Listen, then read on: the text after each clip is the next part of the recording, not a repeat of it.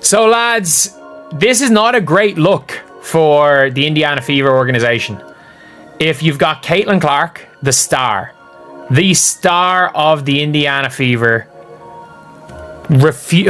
she's going and seeing whatever about not seeing the Indiana Fever's doctors. Like, it is what it is with that. It is what it is. Like, I think a lot of players and teams get second opinions.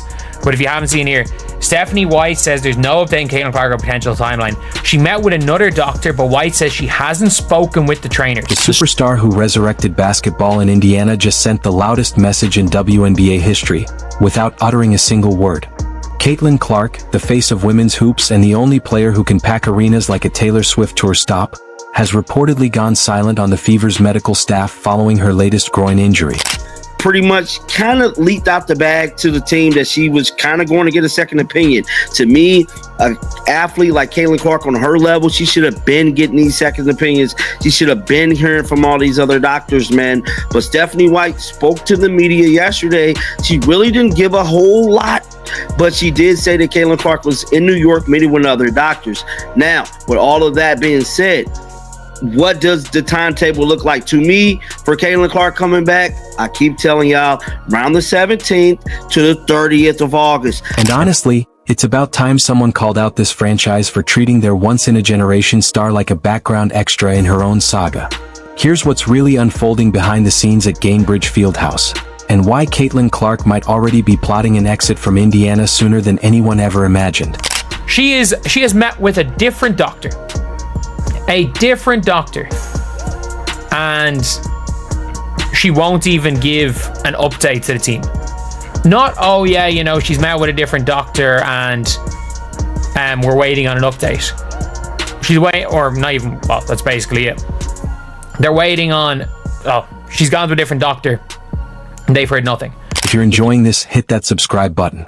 When Caitlin Clark hobbled off the court on July 15th against the Connecticut Sun, gripping her right groin with pure frustration, it wasn't just another injury scare. It was the moment everything boiled over, the breaking point in what insiders are now calling a full-blown Kawhi Leonard situation, where a franchise cornerstone loses complete trust in their own medical team. It was Caitlin Clark.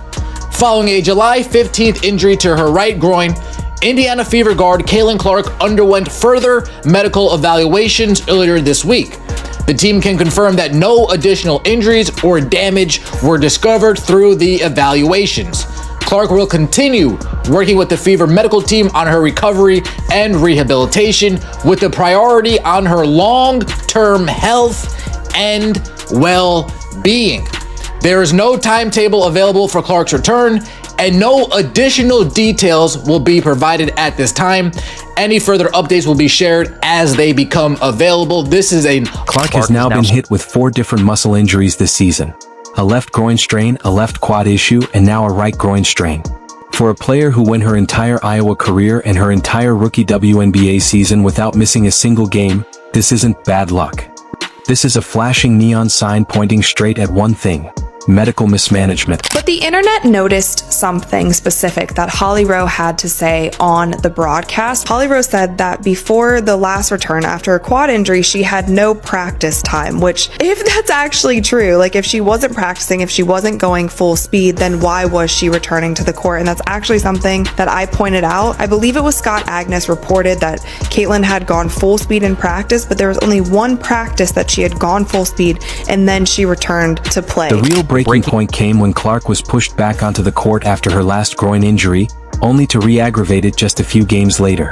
That was it. According to sources, Clark told team officials point blank, "I'm getting my own doctors. I'm not using our doctors."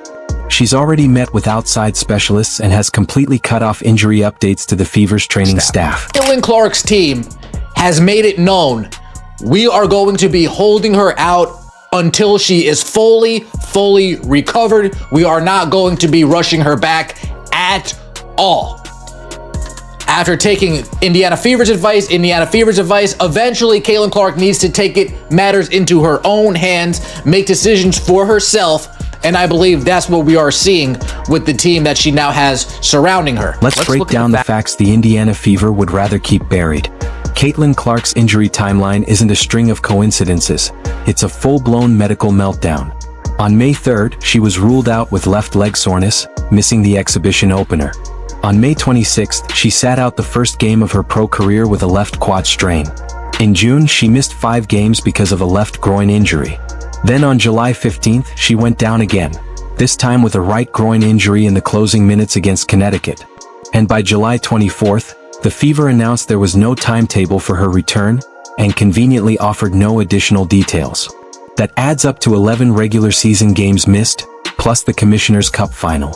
For perspective, that's nearly half a WNBA season wiped out by recurring soft tissue injuries, the kind that are supposed to be preventable with competent conditioning, smart workload management, and a medical staff that actually protects its franchise player. The people were speculating that Caitlin Clark injury could be much worse than expected. You know, these type of injuries and the way she's been getting these injuries is not normal. To have these strains back to back to back like this, and I said this before, Caitlin Clark's mobility is off, bro. I believe she might have came back too fast from the first. We all know the first one went down around the 25th of May. Then she came back and got re-injured around the 4th of July to the 5th, somewhere up in there of July, and then that brings us until now. But here's where things get downright revealing. Clark went to New York for second opinions and didn't even bother telling the Fever's medical staff what those doctors found. Coach Stephanie White openly admitted she hadn't spoken to the trainers about Clark's outside evaluations. When your franchise player starts making medical decisions on her own and actively keeps the team out of the loop, that's not an injury issue anymore. That's a complete collapse of trust. When the Fever hired Stephanie White, fans thought they were getting a massive upgrade from Christy Sides, the 2023 WNBA Coach of the Year, a former Fever champion, someone who supposedly understood what it takes to win.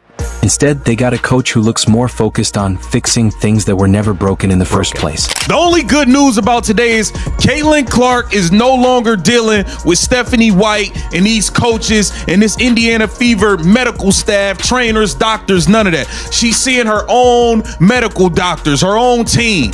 That's the only good news of today. She has abandoned the Indiana Fever medical staff, and I'm happy about it. I'm happy about it.